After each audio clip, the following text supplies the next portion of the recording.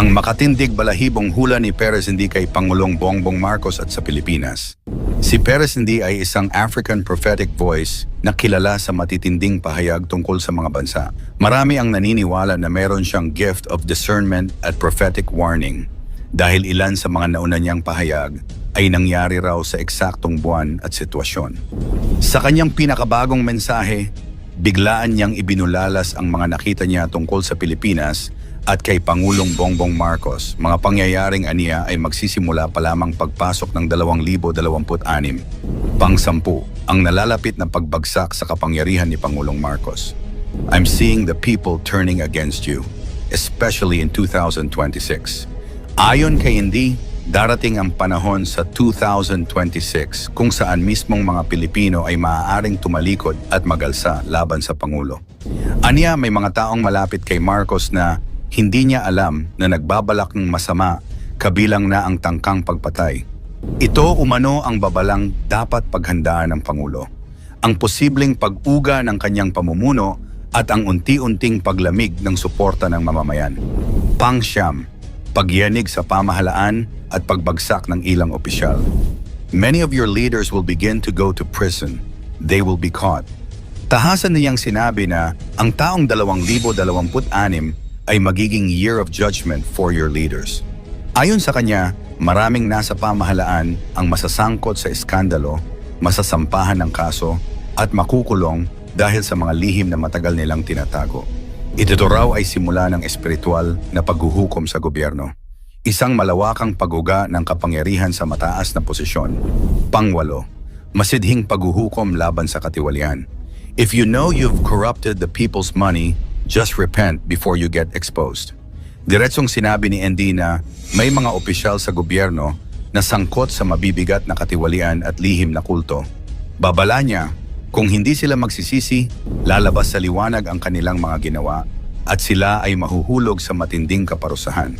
Para kay ND, ang korupsyon sa Pilipinas ay isa sa pinakamalaking dahilan kung bakit darating ang mga sakuna at pagyanig sa bansa. Pang-7, apoy at lindol sa buong Enero 2026. I saw fire, disaster and earthquake. January 6, January 18, January 22, January 27. Pinaka-controversial sa lahat ang sinabi niyang tiyak na petsa ng mga sakuna. Sunog, lindol at pagkawasak ang kanyang nakita sa iba't ibang panig ng bansa. Partikular ng Enero 2026.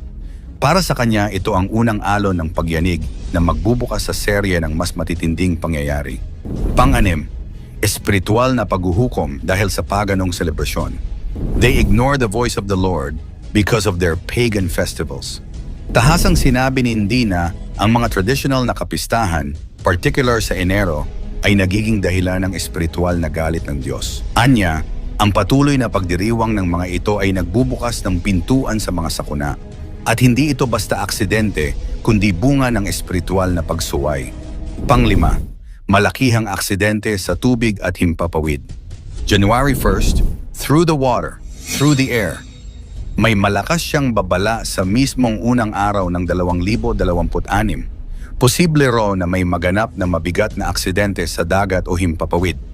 Hindi niya rin ito tinawag na chance accident, kundi isang planadong pangyayari. Pang-4, pagsiklab ng apoy sa isang higanting gusali sa Maynila. This mega building, catching fire. Nakita raw ni Indy na isang napakalaking gusali sa mismong kabisera ng Pilipinas ang matutupok.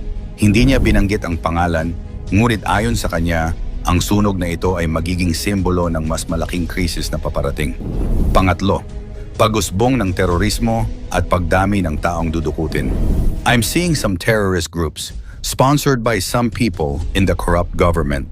Nakakita raw siya ng mga planadong pagdukot, karahasan, at aktibidad ng ilang grupong may kaugnayan sa terorismo.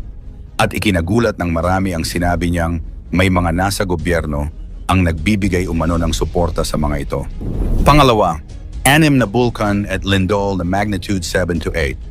6 volcanoes and a lot of earthquakes. Para kay Indy, 2026 ay hindi lamang taon ng sunog, kundi ng serye ng pagputok ng bulkan at malalakas na lindol. Hindi ito maliit na pagalog, kundi mga lindol na kayang magdulot ng pambansang kaguluhan.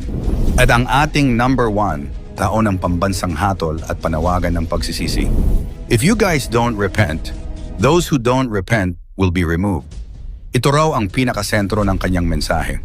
Ang 2026 ay Year of Judgment para sa Pilipinas. Kung hindi raw tutugon ang pamahalaan at ang sambayanan sa panawagan ng 3 araw na fasting at repentance, haharap ang bansa sa paghuhukom na hindi pa nararanasan. Ang nakakatakot na hula ni Edgar Cayce sa 2026, sa gitna ng katahimikan ng mundo, marami ang naniniwala sa mga hula ni Edgar Cayce. Kilala daw siya bilang the Sleeping Prophet. Narito ang 10 nakakatakot na hula niya sa 2026 pang-10. Ang Pilipinas bilang safe zone sa malalaking cataclysms. Hindi niya binanggit ang Pilipinas ng direkta, ngunit sinabi niyang maraming bahagi ng mundo ang lulubog, lalo na ang Japan at malaking bahagi ng US coastline.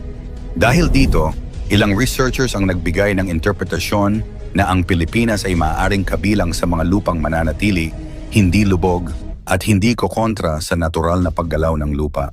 Sa mga pinakakilalang interpretation na kumalat sa Southeast Asia na nagsasabing magiging refuge location daw ang Pilipinas, pang-siyam, ang malaking pagyanig sa mundo. Sa mga propesiya ni Edgar Cayce, ilang beses niyang binanggit ang isang global na pag-uga sa politika ng mundo. Ayon sa kanya, nations will be shaken, leaders who are not aligned with truth will fall. Hindi niya tinukoy ang Pilipinas o anumang bansa sa Southeast Asia, ngunit malinaw ang mensahe. Darating ang panahon kung saan ang mga bansang may suliranin sa katiwalian, abuso at maling pamumuno ay dadaan sa matinding pagbaliktad. Ito ang tinatawag niyang global cleansing, kung saan ang mga maling sistema ay mawawasak at ang mga bansang may tunay na hangarin para sa kapayapaan ay iaangat. Pang-8, malalaking lindol sa US at Asia. Ayon kay Cayce, ang mga malalakas na lindol ay mangyayari sa US at mga bansa sa Asia. Sa US California, lalo na ang San Andreas Fault, ay maaring magdulot ng malaking pinsala sa Los Angeles at San Francisco. Sa Asia, Japan, China, at Southeast Asia ay maaring makaranas ng malalakas na lindol at tsunami. Pang-7, pagbangon ng bagong kontinente mula sa dagat. Isa sa pinakakamangha-mangha niyang hula ay ang paglitaw ng bagong kontinente mula sa dagat. Ayon sa kanya, ito ay maaaring mula sa Pacific Ocean o paligid ng Atlantic Ridge na nagre-representa ng muling pagsilang ng mundo. Ang bagong lupain ay simbolo ng bagong simula, kung saan mas balanse ang ugnayan ng tao sa kalikasan at Diyos. Pang-6, pagputok ng malalaking bulkan. Sa 2026, posibleng magkaroon ng mega eruption sa ilang malalaking bulkan tulad ng Yellowstone sa US, Mount Fuji sa Japan, at Mount Vesuvius sa Italy. Ang sunod-sunod na pagsabog ay maaaring magdulot ng volcanic winter, pagbagsak ng temperatura, at kakulangan sa pagkain. Ngunit ayon kay Cayce, ang mga ito ay bahagi ng Earth's cleansing at simbolo ng paglilinis ng kasakiman at kawalang respeto sa kalikasan. Pang-5, matinding pagbabago ng klima. Ang mga dating malamig na rehiyon ay maaaring uminit at ang mga mainit na lugar ay makakaranas ng kakaibang lamig. Ang matinding pagbabago ng klima ay hindi lamang pisikal kundi espiritual. Isa itong paalala na ang kalikasan ay tumutugon sa kasakiman, polusyon, at kawalang malasakit ng tao. Ang pagbabago ng klima ay magtuturo sa sangkatauhan na magbalik loob sa kalikasan at mamuhay ng mas responsable. Pang-4, pagkagulo sa ekonomiya ng mundo. Ayon sa kanyang mga readings, darating ang panahon ng pandaigdigang economic crisis. Ang mga bangko, stock market, at merkado ay maaaring maapektuhan ng sabay-sabay na pagbagsak. Ngunit ayon kay Cayce, ang crisis ay magbubukas ng daan sa bagong anyo ng ekonomiya na nakabatay sa kooperasyon, pagkakaisa, at espiritual na balanse. Pang-8, paglitaw ng mysterious disease. Isa sa nakakakilabot na hula ni Cayce ay ang pag-usbong ng isang mysterious disease. Ayon sa kanya, ang sakit ay magsisimula sa simpleng sintomas, ngunit kalaunan ay magiging komplikado sa neurological at respiratory system. Ang tanging paraan upang labanan ito ay malinis na katawan, isip at espiritu. Mapapansin na ang mga taong may disiplina, tamang pagkain, at mataas na espiritual na kamalayan ang makakaiwas o mas mabilis gumaling. Pangalawa, pagtaas ng espiritual na kamalayan. Isa sa pinakapositibong prophecy ni Case ay ang pagtaas ng spiritual consciousness. Darating ang panahon na maraming tao ang magigising sa katotohanan na ang buhay ay higit pa sa material. Ang pagbabagong ito ay magreresulta sa Age of Spiritual Enlightenment, kung saan ang pagmamahal, pagkakaisa, at malasakit sa kapwa at kalikasan ang mananaig at ang ating number one.